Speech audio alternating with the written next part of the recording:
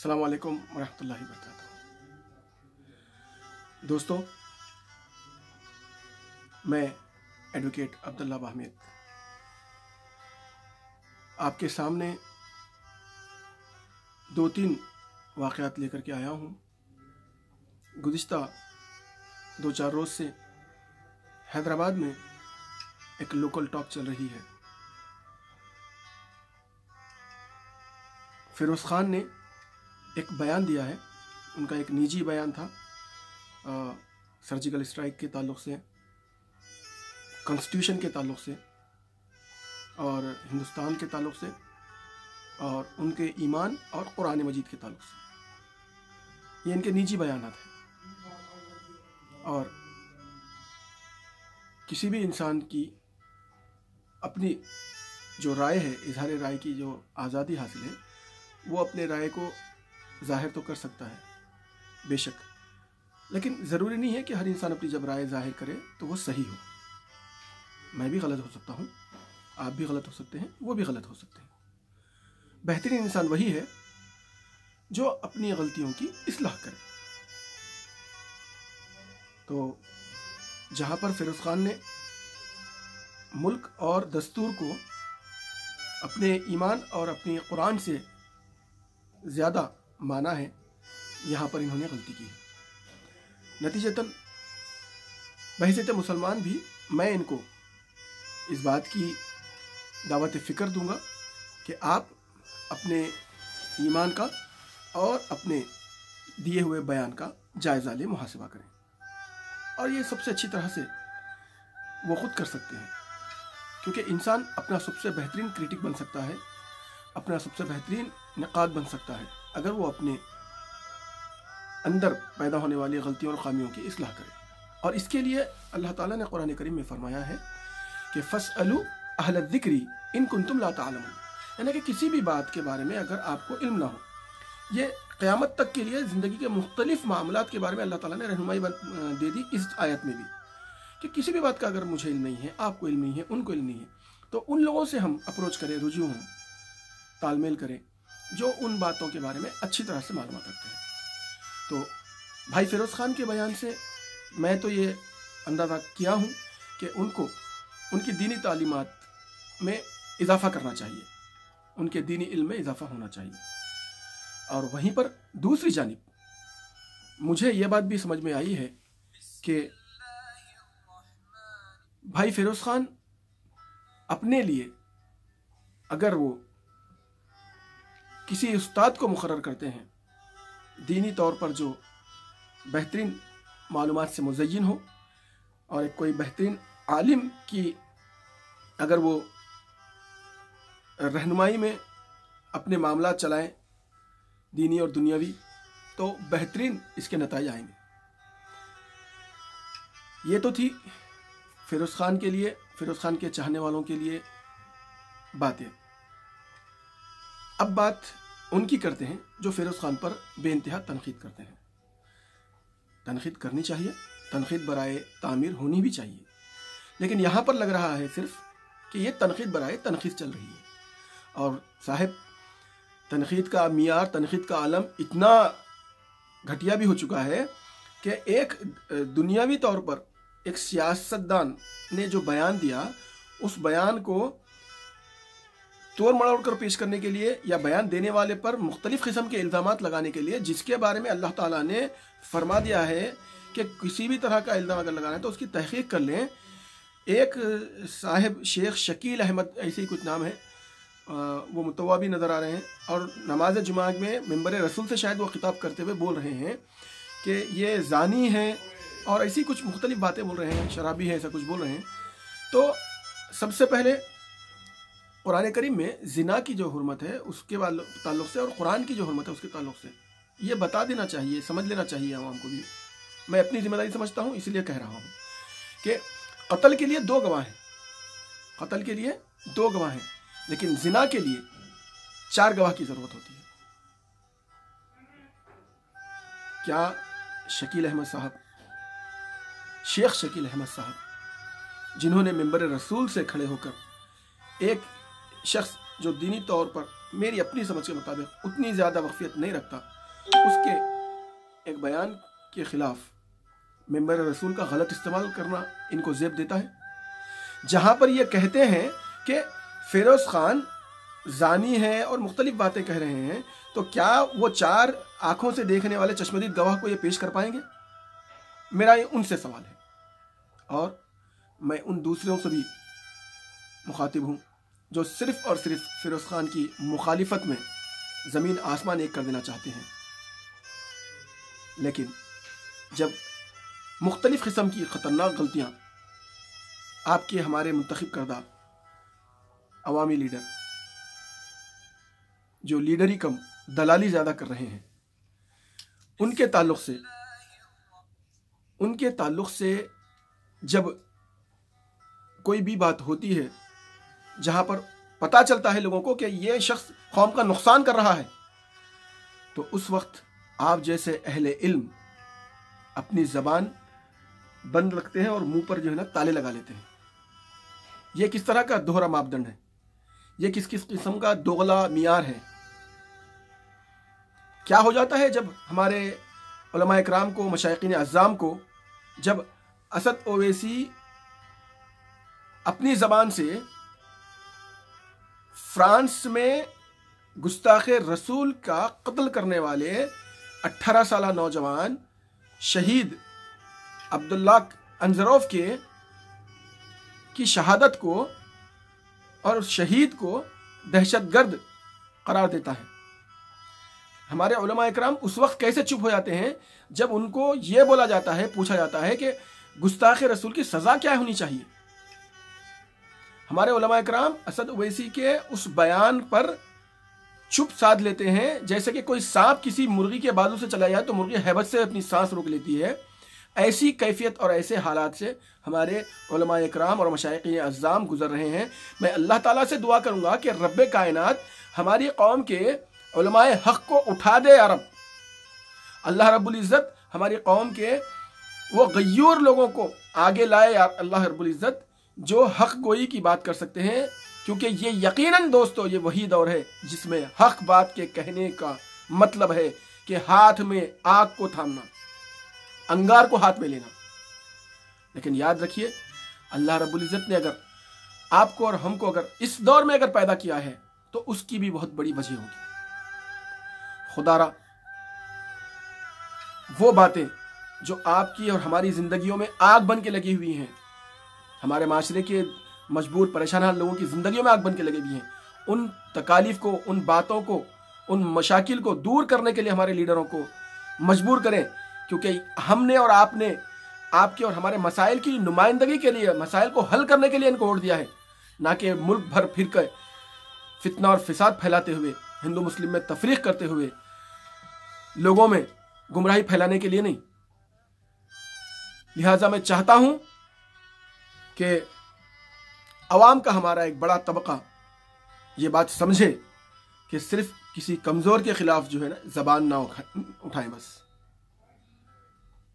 आपका हक़ बोलना और वक्त के जालिम के खिलाफ, वक्त के जालिम हुक्मरान के खिलाफ, वक्त के ताकतवर इंसान के खिलाफ आपका हक़ बोलना ये बहुत बड़ा जिहाद है। याद रखिए ये बात। खुदारा आप में अपनी छुपी हुई हिम्मत जो है उसको बाहर लाइए। खुदारा सिर्फ किसी एक इंसान की गलती पर उसके पीछे सिर्फ तनकीद करना नहीं, बल्कि उसकी इस्लाह करने की भी कोशिश करें। मुमकिन है लोग ये कहेंगे कि भाई तुम तो असद ओवैसी के पीछे ही पड़े हुए रहते। उनको भी मैं ये बात कहता हूँ, जिंदगी के 30 साल अगर हमने उनको दिए हैं तो दोस्तों अभी तो 3 माह नहीं गुजरे मुखालिफत में, और मुखालिफत किस बात की कर रहे हैं? हमारे निजी फायदे की बात कर रहे हैं।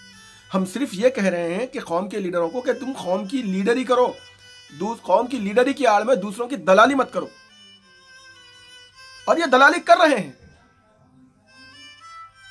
आप इस बात का फैसला करिए कि किसी को अगर आपने खिदमत और नौकरी के लिए रखा है, आपकी दुकान छोड़ करके, आपका घर छोड़ करके अगर कहीं और जाकर के वो खिदमत या नौकरी करता है, तो क्या वो आपके साथ ईमानदारी करता है? ठीक इसी तरह से असद ओवैसी को आपने और मैंने वोट दिया है हैदराबाद की तरक्की और हैदराबाद की फलाह बहबूद के लिए, हैदराबाद की आवाम की फलाह बहबूद के लिए। आज हैदराबाद की आवाम तरस रही है, फलाह बहबूद तो दूर की बात है, उनके सरों से छत छीन लिए जा रहे हैं, उनके आल औलाद को बेघर कर दिया जा रहा है। और हमारी लीडरशिप है कि हमारी लीडरशिप को बंगाल पहुंचने के लिए ट्रेन मिल जाती है, ट्रेन ना मिले तो जहाज मिल जाता है, जहाज ना मिले तो एरोप्लेन मिल जाता है या हेलीकॉप्टर मिल जाता है।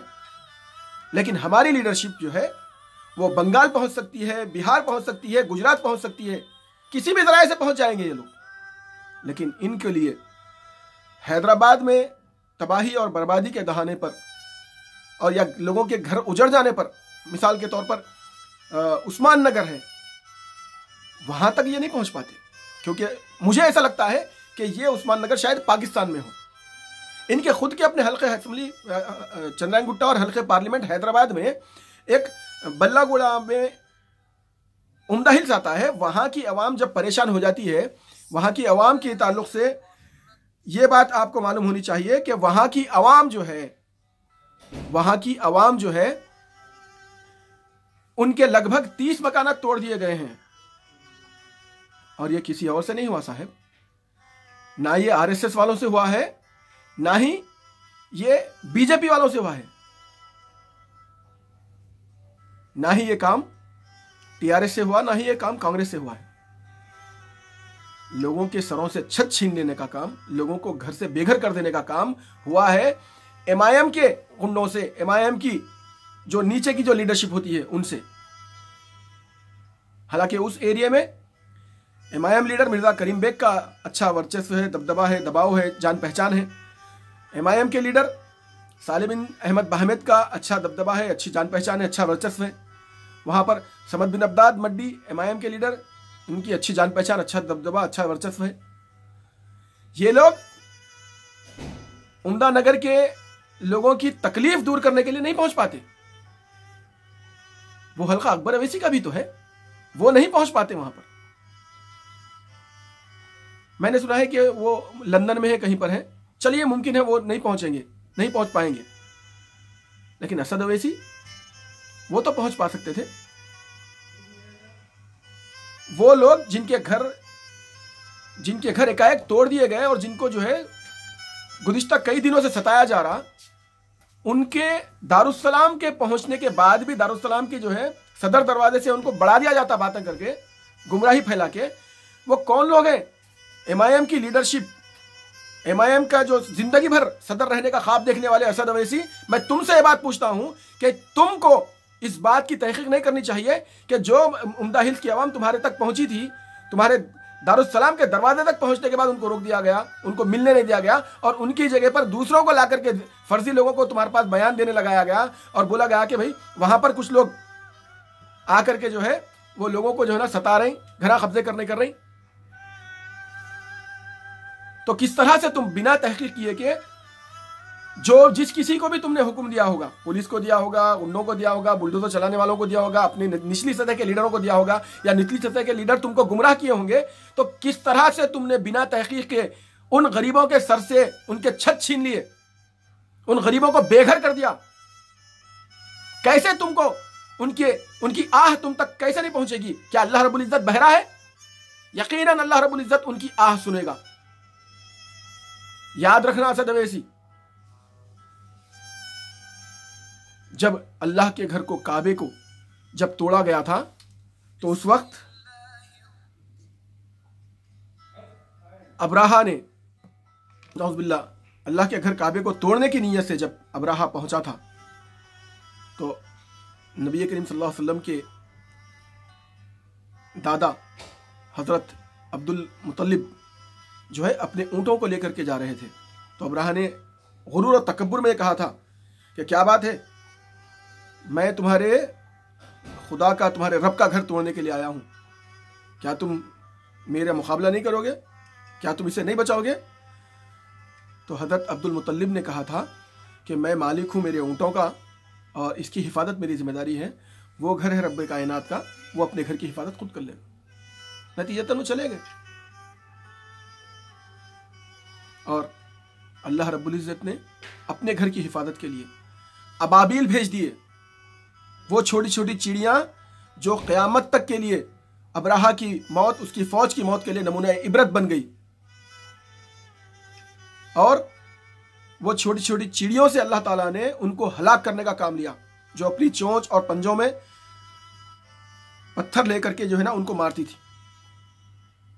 क्या फिर कोई ऐसा अल्लाह ताला करिश्मा उन जालिमों के खिलाफ कर दे, चाहे वो जालिम एमआईएम में से हो, वो चाहे जालिम हमारे में से हो, चाहे वो जालिम पुलिस वालों में से हो।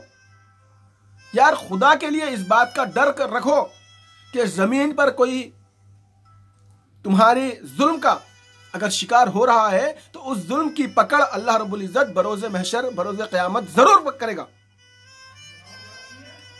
क्यों इतने बेखौफ और इतने जो है इतने घुमंड में चूर हो चुके हो तुम कि तुमको गरीबों की आवाजें, उनकी सिसकियां, उनकी कर्ब की जो दास्तान है वो सुनाई नहीं दे रही, दिख नहीं रही। कहीं ऐसा ना हो कि अल्लाह रब्बुल इज्जत तुमको और तुम्हारे हवारियों को एक इबरतनाक दास्तान बना दे। खुदारा जाओ और जाके उम्दा हिल्स की गरीब परेशान अवाम की मदद करो, ताकि अल्लाह ताला तुम्हारे गलतियों पर, तुम्हारे जो पर्दा डाला हुआ है, अल्लाह रब्बुल इज्जत तुम्हारी गलतियों को तुमसे दूर करे और तुम्हारी इस्लाह कर दे, तुमको अच्छा इंसान बना दे। सजदे करने से ही जो है ये अल्लाह ताला का कुर्ब हासिल नहीं हो सकता जब तक कि तुम हुकूकुल इबाद अदा नहीं करोगे।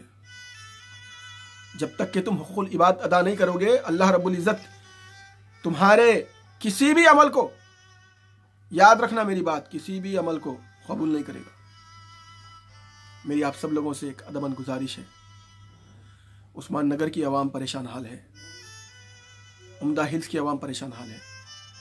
मुमकिन है आने वाले दिनों में वहां पर जो है वो कत्ल भी किया जाए, एक लोगों में डर बिठाने के लिए जो है कत्लो गारतगिरी भी हो।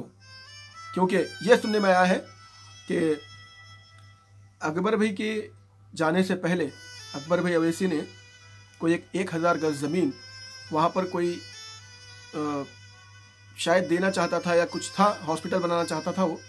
तो वो अकबर भाई से रुजू हुआ तो अकबर भाई समद बिन अद्दाद मड्डी को, जो साबिक़ा उप्पुगुड़ा कॉरपोरेटर हैं, उनको दिए थे कि भाई इनका क्या है, इनकी मदद कर दो। तो सुनने में यह आया कि वो ज़मीन वैसे ही औने पौने उन्होंने ले ली और उसके बाद से उनके मुंह को खून लग गया कि 30-40 लाख की ज़मीन अगर 5-6 लाख में अगर मिल जाए तो आज के ज़माने में कौन है जो झटके में 25 लाख कमा ले। लेकिन समद बिन अद्दाद, तुम्हारे लिए भी एक बात बोल रहा हूँ, तुमको बखूबी अंदाज़ा है कि कौन से निचली सतह से तुम मेहनत करके तकलीफ़ें उठा के आए। तुम्हारे वालिद मोहतरम कितनी मेहनत और तकलीफ़ें उठा के तुम लोगों को पाल पोसे, अकले हलाल खा के, मेहनत मशक्क़त के ज़रिए। अगर तुम्हारे हमारे वालिदैन ने अगर तुमको हमको सींचा है तो हराम और जुल्म इन चीज़ों से तुम और हम बचें, क्योंकि तुम भी मेरे कबाइली है, इसलिए मैं तुमको भी ये बात बोलूँ। सुनने में ये आ रहा कि तुम्हारे कोई रिश्तेदार, होने वाले रिश्तेदार, कोई उनके साथ मिल करके, कोई अहमद खान नामी शख्स के साथ मिल करके कुछ जो भी साजबाज कर रहे हो, उससे बचो, क्योंकि अल्लाह रब्बुल इज़्ज़त मकर का बेहतरीन करने वाला है, तुम्हारे और हमारे मकर से। कुरान करीम में अल्लाह ताला का इरशाद है कि वो मकरूहु व मकर अल्लाह वल्लाहु खैरुल माकिरीन, कि और उन्होंने मकर किया और अल्लाह ने मकर किया, और अल्लाह का मकर सबसे बेहतरीन होता है। यानी कि मकर कहते हैं प्लानिंग को। ये बातें मैं जो कह रहा हूँ, दरअसल हमारे उलमा इकराम की जिम्मेदारी है कि वो मिंबर रसूल से खड़े होकर के दीनी तौर पर कुरान करीम की 6666 आयतों में से हर वक्त साल के 52 जुमाओं में अगर 2-2, 4-4 आयतें अगर बयान करते रहें, या उस हफ्ते जो मसला पेश आया है कौम में, अगर उस पर अगर बोलते रहेंगे तो मुमकिन है हमारी कौम की इस्लाह हो। लिहाजा ये जितनी भी बातें हो रही हैं फ़िरोज़ ख़ान के मुतालिक, एक फ़िरोज़ ख़ान एक फ़र्द है, वो निजी फ़िरोज़ ख़ान का बयान है। फ़िरोज़ ख़ान का बयान जो है वो उनकी अपनी आखिरत ख़राब करने के लिए काफ़ी है। जिसको फ़िरोज़ ख़ान से मोहब्बत है उसे चाहिए कि फ़िरोज़ ख़ान की दीनी और दुनियावी इस्लाह करे। मैं ज़रूर करूँगा। आप करेंगे या नहीं, ये फैसला आप करेंगे। और वो उलमाए इकराम, मशाइखिन अज़्ज़ाम या वाइज़ हजरात जो अल्लाह के मिंबर रसूल को, अल्लाह की मस्जिदों को गलत बयानी के लिए इस्तेमाल कर रहे हैं, खुदारा इसके लिए खुदारा इससे बचे, नहीं तो अल्लाह की पकड़ से हर वो जालिम, हर वो मक्कार, अल्लाह की पकड़ से कोई नहीं बच पाएगा जो ये सब कुछ कर रहा है।